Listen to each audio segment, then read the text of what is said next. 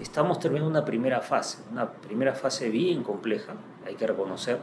Este gobierno se instala el 7 de diciembre a consecuencia de un intento de golpe de Estado. Eh, a- Posteriormente a esa fecha hubo una suerte de levantamiento social muy lamentable, donde hubieron fallecidos, y ha sido un periodo muy convulsionado y complejo que ha polarizado a la población.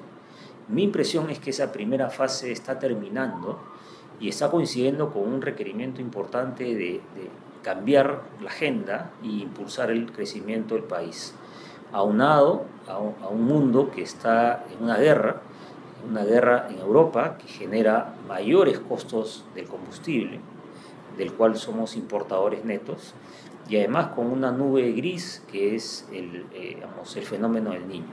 Entonces es imprescindible tener una segunda fase, una agenda más propositiva, obviamente construida con el sector público y privado, donde el privado es relevante porque el privado significa el 80% de la inversión en el Perú. Si queremos reactivar la economía, tenemos que reactivar las inversiones, donde el privado tiene un rol muy preponderante. Entonces, en esa fase 2, habiendo superado, creo yo, ya haremos con calma todos el balance. Yo creo que el balance de este gobierno, de esta primera fase, es positivo. El Perú estuvo al borde de caer en una dictadura, estuvo al borde de caer en un caos, una gran convulsión social. Eso se ha superado y hay que reconocer que se ha superado, pero ahora se requiere una fase más propositiva, preparándonos para empezar a crecer nuevamente. El potencial lo tenemos, el requerimiento lo tenemos, y creo que para eso es el CADE, ¿no? Buscar ese espacio y buscar que la agenda cambie, y probablemente el perfil de algunos ministros tenga que cambiar, ¿no?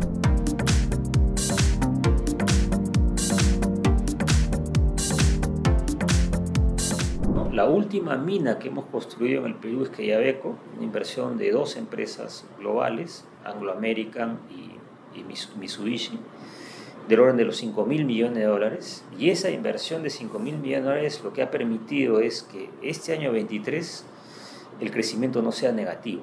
Es decir, si no hubiese habido un Quellaveco, tendríamos una recesión, un decrecimiento en la economía del Perú. Esa es la magnitud de un Quellaveco. Entonces, ¿tenemos otro Quellaveco a la vista? Visible no lo tenemos, pero sí tenemos un conjunto de nuevas minas de menor dimensión y proyectos de extensión de vida. Si uno suma una mina nueva como San Gabriel, 500 millones de dólares, si uno suma un proyecto nuevo como es Tía María, 1.500 millones de dólares, si uno suma a esa cartera un proyecto como Yanacocha Sulfuros, 2.000 millones de dólares, uno suma a esa cartera una extensión de vida como Antamina, 2.000 millones de dólares, si uno suma a esa cartera un proyecto como Toromocho, extensión de vida y ampliación, 1.500 millones de dólares, ese conjunto de proyectos de tamaño medio, más extensiones de vida, ampliación de operaciones de minas existentes, ese conjunto, me estaba olvidando, Inmaculada, cerca de 2.000 millones de dólares, ese conjunto puede ser igual o mayor que un Quellaveco. Entonces, ahí debe estar el foco. Necesitamos de la presidencia del Consejo de Ministros, del Ministro de Energía y Minas, del Ministerio del Ambiente, del Ministerio de Agricultura, porque la Autoridad Nacional del Agua depende del Ministerio de Agricultura, ese sentido de urgencia. Si queremos rápidamente salir de esta crisis económica, tenemos en minería un tremendo motor por prender.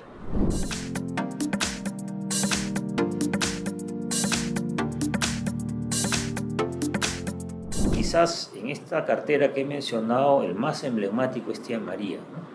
¿Y por qué? Porque además sería una muestra en un mundo que está convulsionado, en un mundo, en jurisdicciones nuevas como es Panamá, donde al día de hoy hay una crisis tremenda, ¿no? de falta de estabilidad jurídica, el poder como país, como peruanos, habernos puesto de acuerdo de un tema que fue controversial, llegar a un acuerdo y echar a andar un proyecto del orden de los 1.500 millones de dólares, donde no tengo duda que tienen el capital listo, sería no solamente un tremendo mensaje para el Perú, para el crecimiento del Perú, sería un tremendo mensaje de Perú como jurisdicción minera, en contraste con otras jurisdicciones, y creo que, puedo sonar ambicioso, sin duda influiría en la calificación de riesgo del país.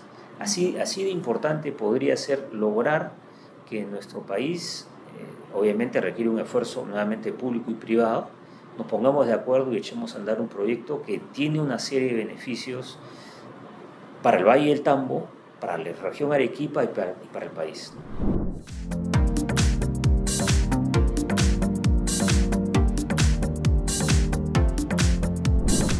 Todos sabemos que vía impuesto a la renta, el 50% de este monto se convierte en canon minero y se distribuye principalmente en el entorno donde operamos, en el distrito, en la provincia y también en el gobierno regional y las universidades nacionales de la región.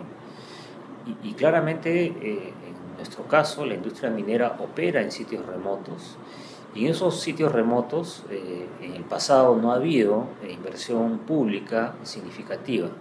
Por lo tanto, hay carencias en servicios educativos de calidad, en servicios de salud de calidad y en conectividad vial. Esos son los tres grandes rubros que requieren invertirse. Y sin embargo, lo que hemos visto es que hemos transferido los fondos, y creo que como país, es una reflexión que hacemos todos, no hicimos el esfuerzo de conjuntamente con transferir fondos, preparar y generar capacidades para emprender proyectos de gran dimensión. Y entonces los usos de los fondos del canon minero han terminado no resolviendo, no cerrando brechas importantes, sino en obras secundarias, auxiliares, y en algunos casos, lamentablemente, en actos de corrupción. Entonces, ¿qué necesitamos hacer como esfuerzo todos? Es trabajar en la planificación de ese territorio para tener claro qué infraestructura requiere para cerrar brechas, en qué prioridad deberían ejecutarse esas obras y hacer la ingeniería correcta. Porque también hay proyectos que están detenidos porque la idea era buena, la priorización era buena, pero sin embargo, si la ingeniería era de mala calidad, hubieron dificultades en la ejecución con el contratista. Entonces, esa reflexión nos lleva a decir, más allá del diagnóstico, que lo que tenemos claro es ser parte de la solución. Los distritos, las provincias, las regiones, tienen que tener oficinas de gestión de proyectos, PMO, como se llama, de alta eficiencia, muy bien capacitados y obviamente bien remunerados para que sea un cargo y sea un conocimiento que queda dentro de la región, dentro del territorio.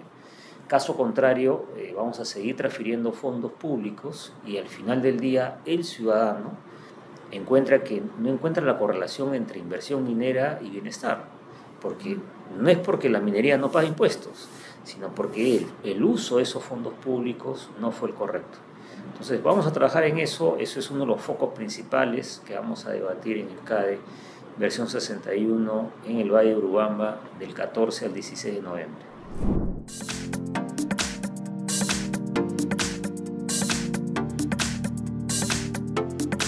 Es una decisión, una voluntad que depende de cada autoridad.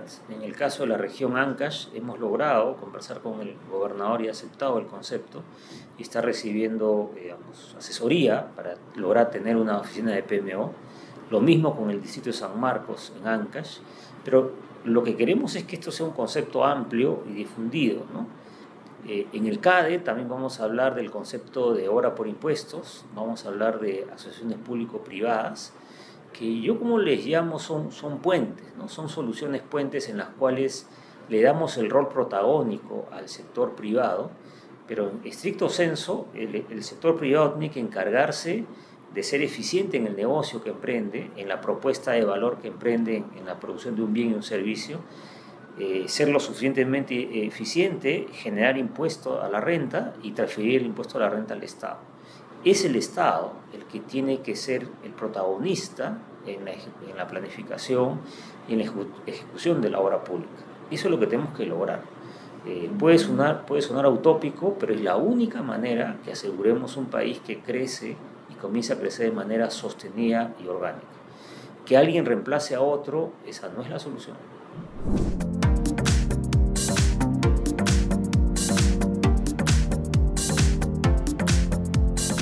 Han sido prepublicados dos conceptos de ventanilla única, una por parte de SENACE, MINAM, Ministerio del Ambiente, y otra por parte del Ministerio de Energía y Minas. Yo lo entiendo que es así y se requiere que sea así, y lo voy a explicar en un minuto.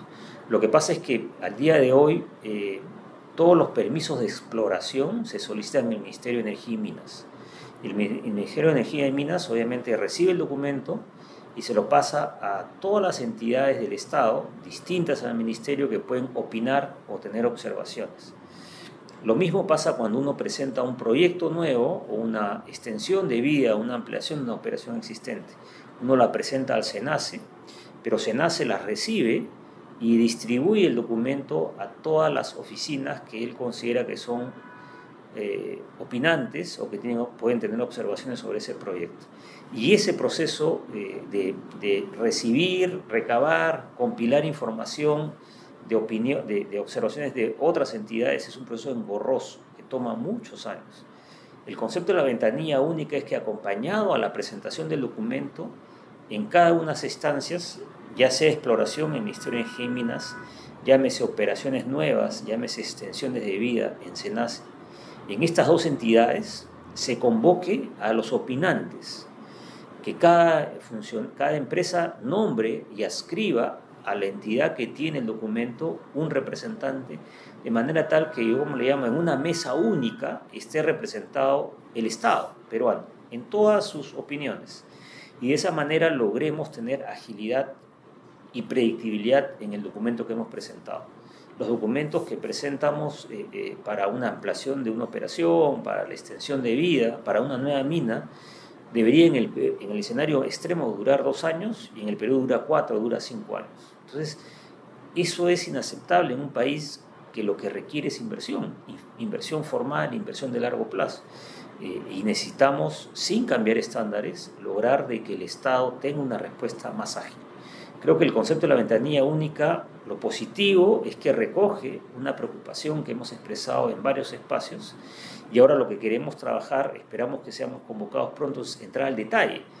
Está prepublicada la norma, pero hay que traer el detalle. Este concepto tiene que ser muy claro, esto que digo, cómo de recibido el proyecto, sin cambiar ese concepto, en qué oficina se presenta el documento, cómo se logra este concepto de nombrar, adscribir funcionarios de otras dependencias para que el proceso se lleve a cabo de manera ágil.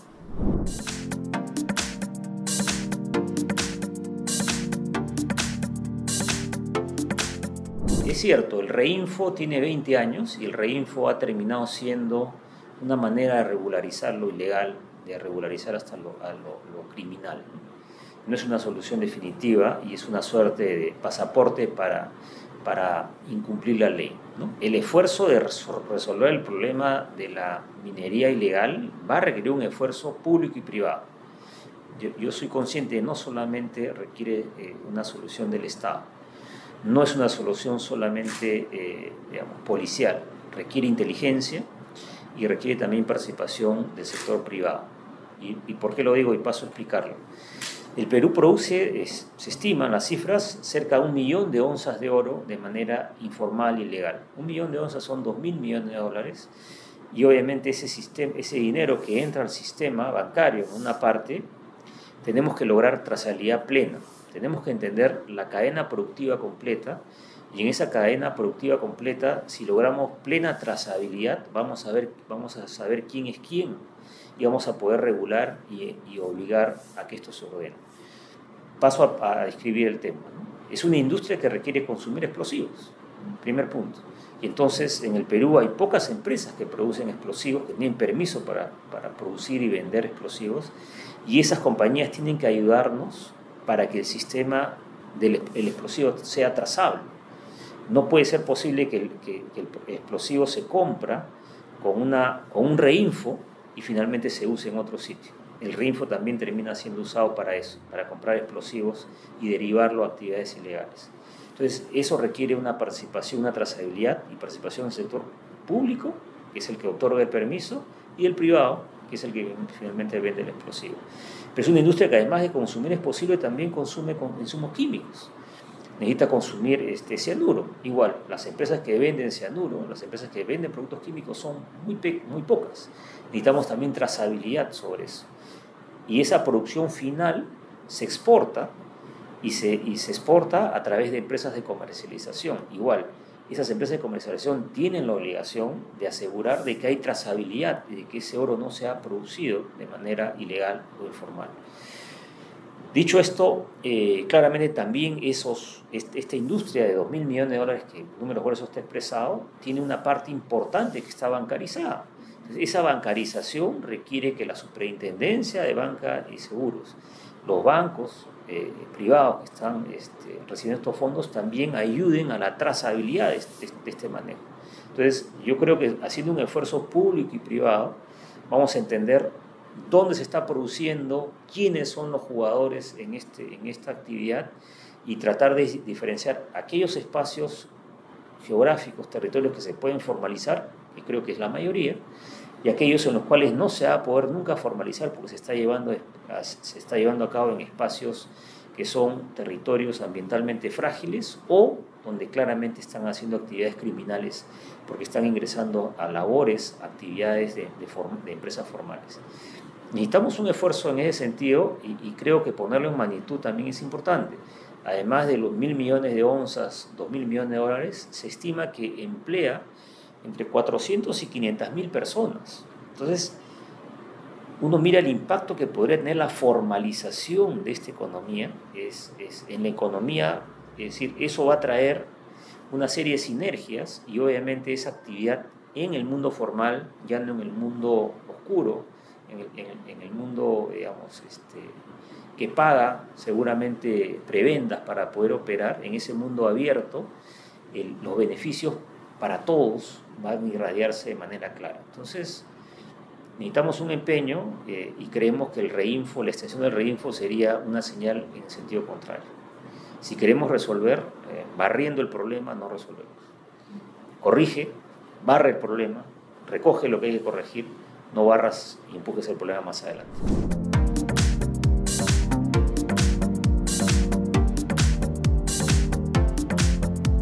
Uno tiene que mirar fríamente la geología, porque es el punto de partida de cualquier industria extractiva, y desde el punto de vista de las cuencas, donde pueden alojarse yacimientos de hidrocarburos, petróleo y gas, tenemos una expectativa muy alta, ¿no? Si uno mira nuestra geología y la compara con Ecuador y parte de Colombia, y uno mira la cantidad de pozos exploratorios, la cantidad de petróleo que producen esas cuencas y la compara con el del Perú, uno se da cuenta que hay una subexplotación en el caso del Perú.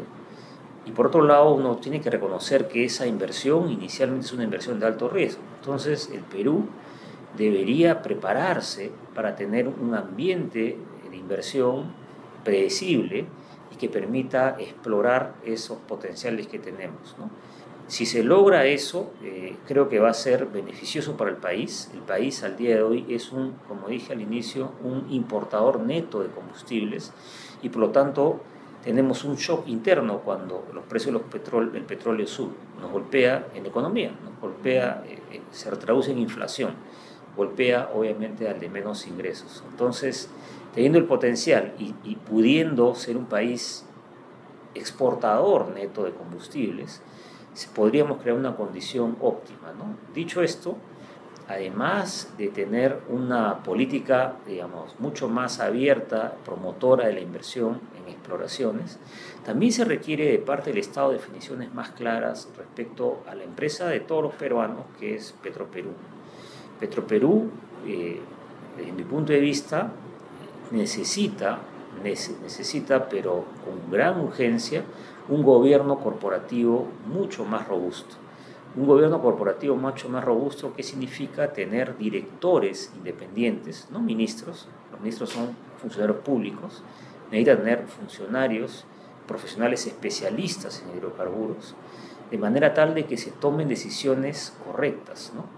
Uno mira a la distancia esa inversión en la refinería, cuando uno hace ratios y compara con otras experiencias, en algún momento nos hemos equivocado, hemos cambiado la especificación del proyecto, hemos cambiado el alcance y hemos terminado gastando unas cifras que van a ser difíciles que se recuperen. Ese dinero, esa decisión errada, le pasa la factura a todo el país. Entonces tenemos que no mirar hacia atrás, sino mirar hacia adelante. Y la manera de mirar hacia adelante es, tenemos esta empresa pública de todos, tenemos que asegurarnos de que en adelante no cometa los errores que se ha cometido. ¿Cómo me aseguro? Teniendo un gobierno corporativo robusto. Directores independientes que a su vez contraten una gerencia profesional. Y si la gerencia profesional no responde, la cambies. Si eso no logramos hacerlo y sigue siendo una suerte de espacio donde el político pone a sus amigos, donde actuamos con poca transparencia en las tomas de decisiones, donde hacemos contrataciones que ponen en riesgo la economía de esa empresa, no estamos haciendo nada, no estamos cambiando nada. Hemos expresado esa opinión abiertamente en diferentes espacios, porque ese es el debate que tenemos que hacer. No estamos en contra de Petroperú, pero estamos en contra de que una compañía que se gestiona con poca transparencia, que comete errores, lo sigue cometiendo y no hay ningún cambio que se lleve a cabo. Esta entrega de pozos petroleros, de contratos que han vencido, creemos que es un error. Los contratos petroleros de explotación tienen que estar acompañados de un contrato de exploración. Este es un negocio en el cual explotamos un recurso no renovable. Si tú no sigues explorando, si no sigues ganando reservas, lo que estás haciendo, te estás comiendo los ahorros, te estás comiendo lo que ya tienes.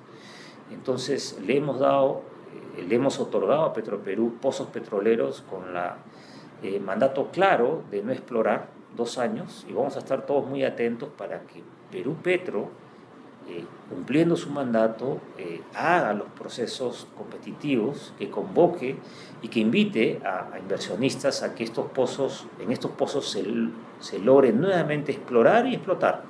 Y bienvenidos si Petroperú puede participar.